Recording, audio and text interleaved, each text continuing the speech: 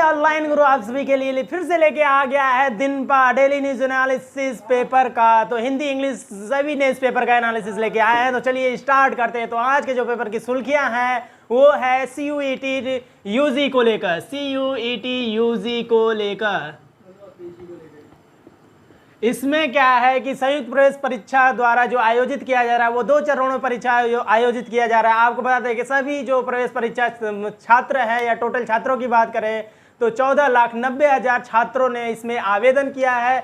जो 2 चरणों में आयोजित किया जा रहा है। इसमें पहले चरण में उन छात्रों को रखा गया है जिसमें कॉमर्स और आर्ट से रिलेटेड छात्र आते हैं। कॉमर्स, आर्ट और जो है कि आपका होम साइंस से रिलेटेड सब्जेक्ट जो लिए हैं छात्र उनको पहले चरण में कराया जा रहा है, और जो साइंस बैकग्राउंड से फिजिक्स, केमिस्ट्री और बायोलॉजी के छात्र हैं उनको दूसरे चरण में रखा गया है। तो पहले चरण की बता दें आपको 15 जुलाई से शुरू हो गया है प्रवेश परीक्षा, और जो दूसरा चरण है वो अगस्त में होने वाला। छात्रों की तो कितने हैं टोटल 14.9 लाख।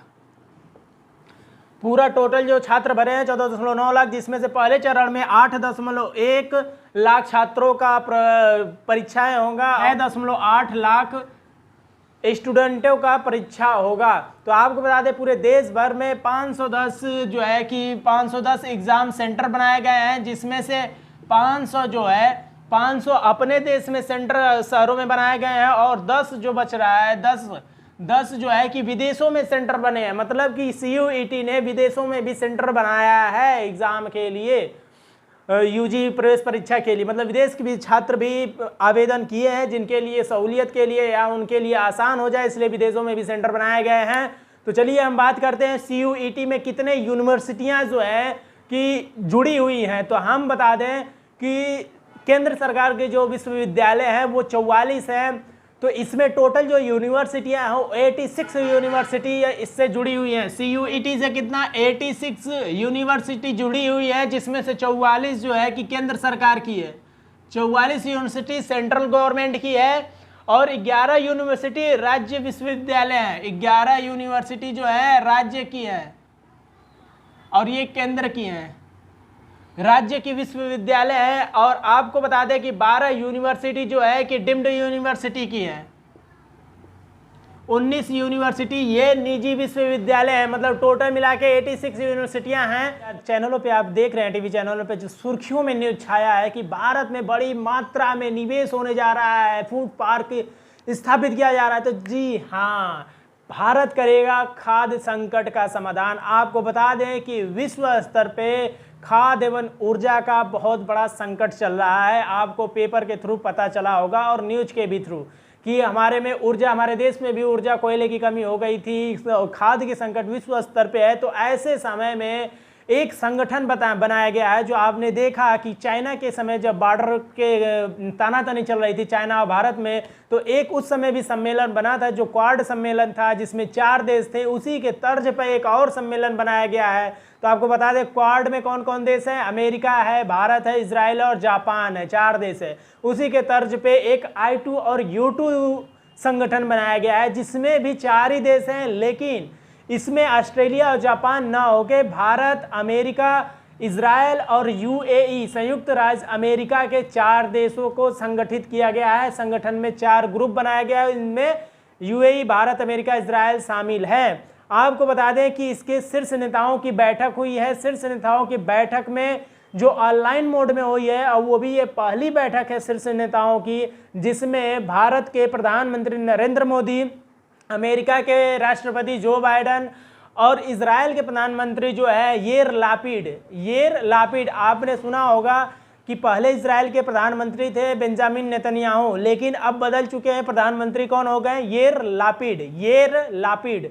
और UAE के जो हमारे प्रेसिडेंट कह सकते हैं, UAE के प्रेसिडेंट कौन है, सबसे बड़ा नाम यहाँ से देख सकते हैं आप, ये शेख मोहम्मद बिन जायद अल नहयान। शेख मोहम्मद बिन जायद अल नहयान। अगर हम बात करें कि विश्व में किसी प्रेसिडेंट का सबसे बड़ा नाम किसका है, तो वो है UAE के प्रेसिडेंट का। बहुत बड़ा नाम, इतना बड़ा नाम देख सकते, एक पूरा वाक्य ही बन गया है शेख मोहम्मद बिन जायद अल नहयान। तो इन 4 देशों का क्या है कि यह संगठन है I2U2। और इनकी एक बैठक हुई है जो ऑनलाइन मोड में हुई है। शीर्ष बैठक पहली बार हुआ है। इसमें निर्णय क्या लिया गया, आपको बता दें कि इस समूह के द्वारा निर्णय जो है आर्थिक एजेंडे पर बनी सहमति, आर्थिक एजेंडे पर बनी सहमति है। यानी आर्थिक एजेंडे का मतलब है कि भारत में 2 अरब रुपए का निवेश किया जाएगा और भारत में बहुत सारा एकीकृत फूड पार्क स्थापित किया जाएगा।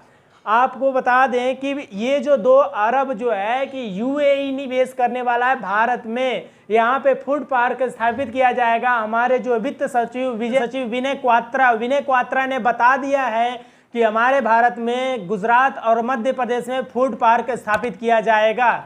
और इसको बता दें कि ये तकनीकी, इसमें जो फूड पार्क स्थापित किया जाएगा तो इसमें बहुत सारे तकनीकी का उपयोग होगा, टेक्नोलॉजी लाया जाएगा और बहुत सारे अन्य ज़रूरतों की सामान की चीज़ें चाहिए।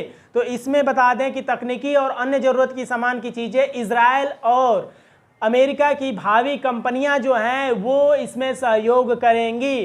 तो ये भारतीय रुपए में बात करें तो 16,025 करोड़ रुपए आएंगे जो कि भारत में निवेश होने वाले हैं यूएई के द्वारा। और इसमें वो है कि भारत में अक्षय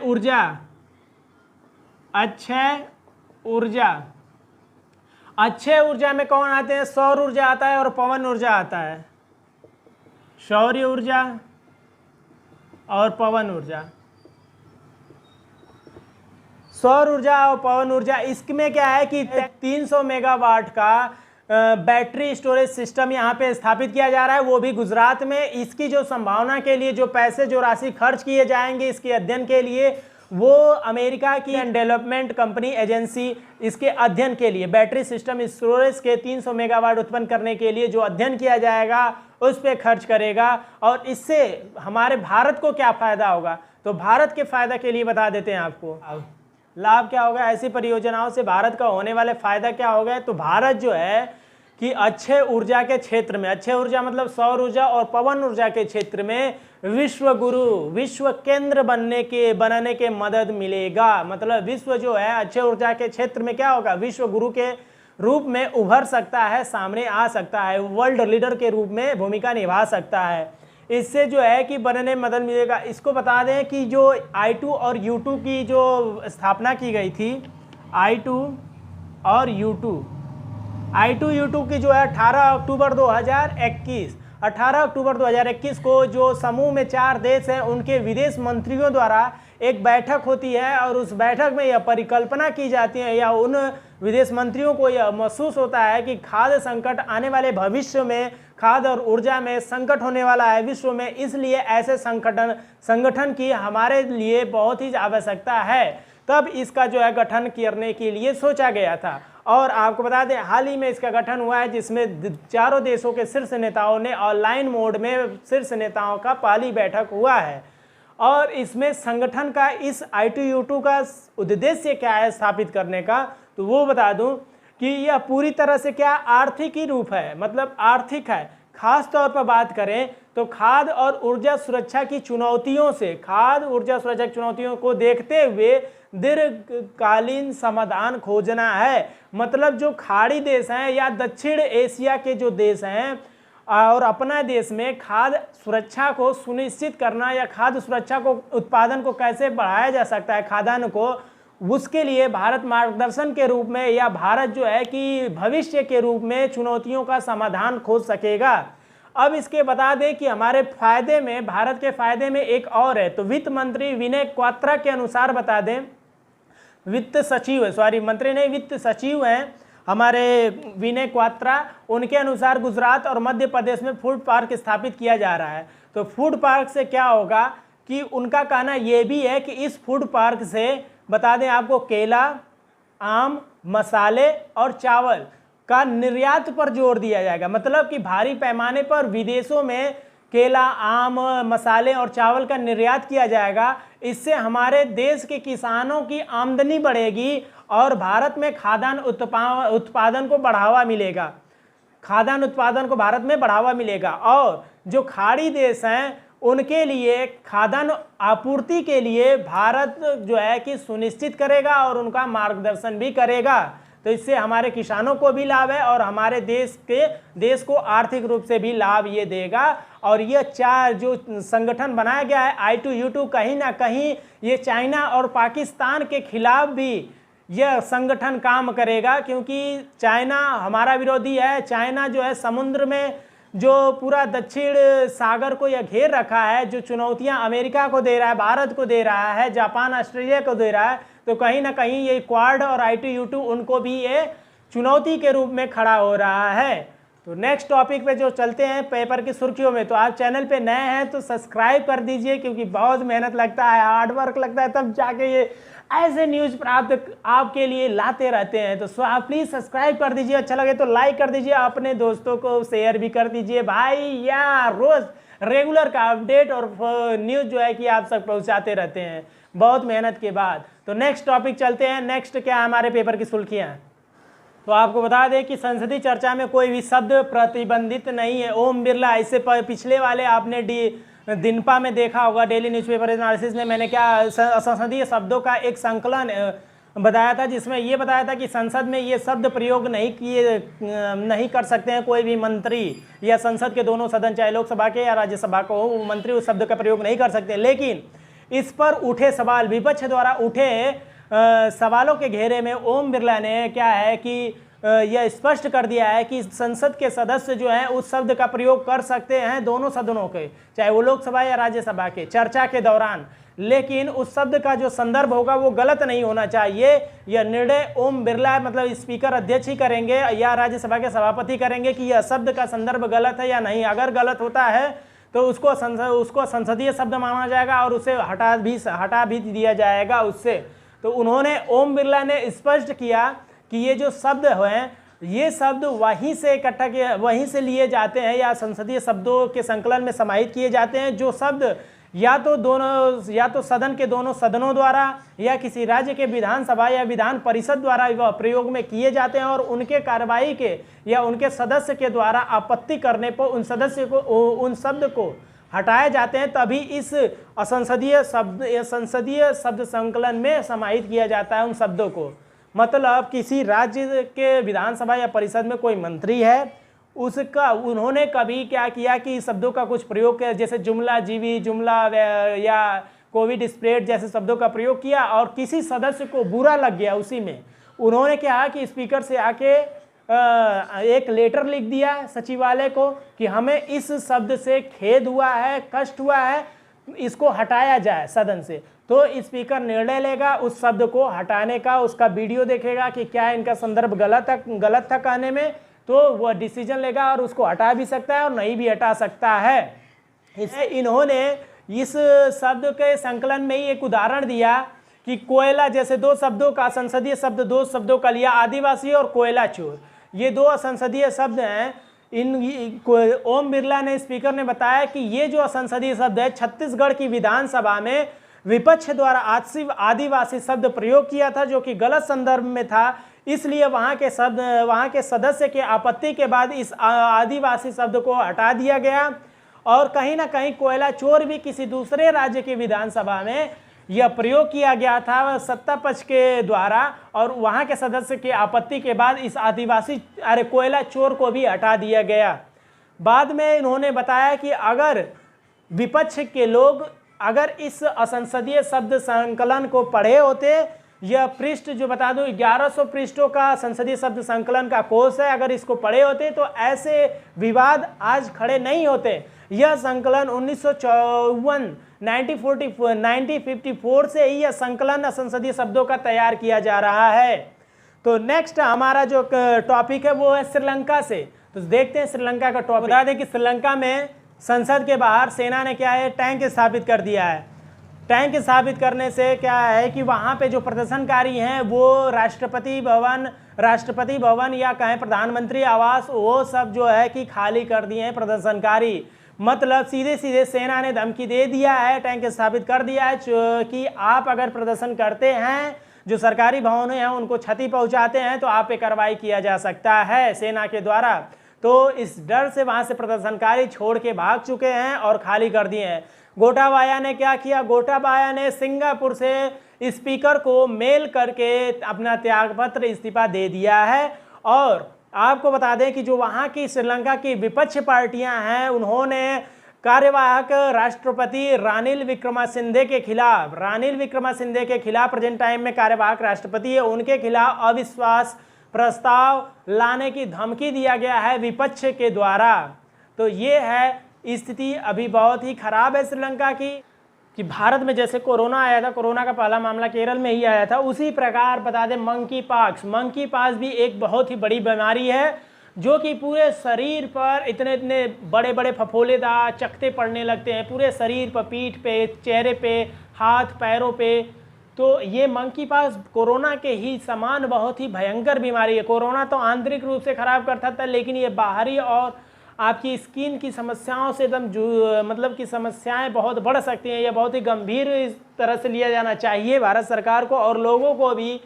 बता दें कि मंकी पॉक्स का भारत में पहला मामला केरल में आया है। वहाँ के केरल के जो स्वास्थ्य मंत्री हैं वीना जॉर्ज, उन्होंने कहा है कि एक व्यक्ति यूएई से, संयुक्त अरब अमीरात से केरल आया तो उसमें यह लक्षण पाए गए हैं मंकी पॉक्स के।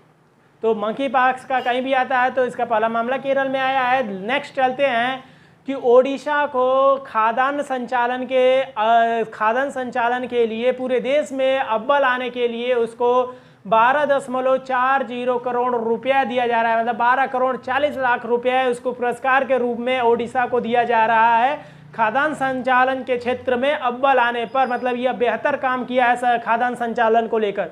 खाद्यान्न संचालन और अक्षय ऊर्जा के क्षेत्र में भी बता दें कि अभी एक संगठन बनाया गया है I2 और U2। उसी क्षेत्र में प्रत्येक देश जो है कि प्रोत्साहन दे रहे हैं कि आप खाद्यान्न को अच्छा बनाइए, उसकी व्यवस्था को अच्छा बनाइए और उसकी आपूर्ति भी सुनिश्चित कीजिए। तो आपको बता दें इतने कैटेगरियों में आंका गया है प्रत्येक राज्य को, जिसमें ओडिशा ने बेहतर प्रदर्शन किया है। इसमें आप देख सकते हैं खनिज पदार्थ की पहचान करने में भी ओडिशा आगे है, स्वच्छ नीलामी प्रक्रिया व आवंटन में भी, खाद्यान्न से राजस्व संग्रह, इसका जो संग्रह है वहाँ से भी अच्छा है, डीएमएफ के क्षेत्र में भी अच्छा प्रदर्शन कर रहा है। मतलब ये सारे जो डाटा दिया गया है या जो मानक तय किया गया है भारत सरकार द्वारा, उस पर यह खरा उतरा है ओडिशा, इसलिए इसको यह पुरस्कृत किया जा रहा है, प्रथम स्थान आया है पूरे देश भर में। नेक्स्ट टॉपिक पे चलते हैं कि महाराष्ट्र में सरकार बदल चुकी है, शिवसेना की खत्म, उद्धव ठाकरे गए घर में बैठने और आ गई एकनाथ शिंदे की सरकार। महाराष्ट्र में नई सरकार। तो बता दें बुलेट ट्रेन की परियोजना को रफ्तार देगी महाराष्ट्र सरकार। इससे पहले क्या था कि इसको फ्रीज कर दिया गया था क्योंकि उद्धव ठाकरे की सरकार थी और बीजेपी के विपक्ष थी, इसलिए इस परियोजना को क्या किया गया था, रोक दिया गया था, ठप कर दिया गया था। लेकिन महाराष्ट्र में सरकार बदलते ही बीजेपी के जो देवेंद्र फडणवीस हैं वो उप मुख्यमंत्री बनाए गए हैं और एकनाथ शिंदे जो है मुख्यमंत्री बनाए गए हैं। तो उनसे आने पर, सरकार बदलने पर इसको रफ्तार दिया जाएगा। तो आपको बता दें कि जो मुंबई और अहमदाबाद बुलेट ट्रेन परियोजना है, इस पर 1,10,000 करोड़ रुपए खर्च होने हैं। 1,10,000 करोड़ रुपए बहुत बड़ी अमाउंट होता है। तो बता दें इसमें 1,10,000 करोड़ रुपए खर्च करने हैं और 30 जून 2022 को भारत और जापान की संयुक्त बैठक होती है, जिसमें यह निर्णय लिया जाता है कि E5 सीरीज की, ये सीरीज की है E5 सीरीज की शिंकनसन रोलिंग स्टॉक। ये शिंकनसन रोलिंग स्टॉक क्या है, डिब्बे का नाम है। बुलेट ट्रेन के लिए डिब्बे बनाए जा रहे हैं E5 सीरीज के, और E5 सीरीज के बनाए जा रहा है इसलिए कि ये जो है डिब्बे, ये 2011 से जापान में प्रयोग किए जा रहे हैं। ये डिब्बे बुलेट ट्रेन के साथ 360 किलोमीटर प्रति घंटे की रफ्तार से बुलेट ट्रेन को चलाया जा सकता है। 360 किलोमीटर प्रति रफ्तार से बुलेट ट्रेन को चलाया जाता है। आपको बता दें कि हमारे भारत में अधिकतम जो है कि 140 मतलब लगभग तो बनाया गया 160-180 किलोमीटर पर घंटे से चल सकती है, लेकिन जो हमारी ट्रेनें चलती हैं वो औसतन जो है कि 100 से 120 किलोमीटर पर घंटे या 80 किलोमीटर पर आवर के रफ्तार से ही चलती हैं। बुलेट ट्रेन आने से ट्रेनों की रफ्तार बढ़ जाएगी और एक स्थान से दूसरे स्थान तक जाने में जो समय लगता है वो बहुत ही समय को कम किया जा सकता है। और हम बता दें कि आपको महाराष्ट्र में सरकार बदलते ही पेट्रोल और डीजल में, पेट्रोल में वैट में कटौती की गई है। पेट्रोल में 5 रुपया, डीजल में 3 रुपया। आपको बता दें कुछ दिन पहले ही केंद्र सरकार ने अपने एक्साइज ड्यूटी को कम किया है। पेट्रोल में 8 रुपया केंद्र सरकार और डीजल में 5 रुपया कम किया है। इसलिए जो राज्य सरकार है वो थोड़ी मामूली रियायत पेट्रोल और डीजल पे दी है। तो अब इस पेपर की सुर्खियों को ख़त्म करते हैं, और इस चैनल पे आप नए हैं तो सब्सक्राइब कर लीजिए। और जो भी तैयारी कंपटीशन की कर रहे हैं, चाहे वो आप यूपीएससी का कर रहे हैं, स्टेट पीसीएस का कर रहे हैं, या आने वाला समय जो ग्रुप डी और अग्निपथ की जो तैयारी कर रहे हैं, सभी प्रतियोगी छात्रों के लिए करंट अफेयर्स बहुत ही ज़रूरी है, पेपर पढ़ना बहुत ही ज़रूरी है। तो आप चैनल को सब्सक्राइब कर लें और लोगों को शेयर भी कर लें, क्योंकि ये जो फैक्ट चीज़ें बताई जाती हैं इसमें कोई भी चीज़ें गलत नहीं होती है। यह अध्ययन करके एक विश्लेषण आपको दिया जाता है दिनपा के थ्रू, जो है डेली न्यूज़पेपर एनालिसिस, ये कई पेपरों का अध्ययन होता है। तो आप प्लीज़, अच्छा लगा हो तो लाइक कर दीजिए, और चैनल पे नए हैं तो सब्सक्राइब भी कर लीजिए, क्योंकि आप सिर्फ देख रहे हैं, इससे आपको ही फ़ायदा हो लेकिन मुझे भी कुछ फ़ायदा हो, मेहनत का कोई फल भी मिले, इसलिए आप चैनल को सब्सक्राइब कर लीजिए। Thank you for watching my video. मिलते हैं नेक्स्ट टॉपिक में, नेक्स्ट डे में। Thank you.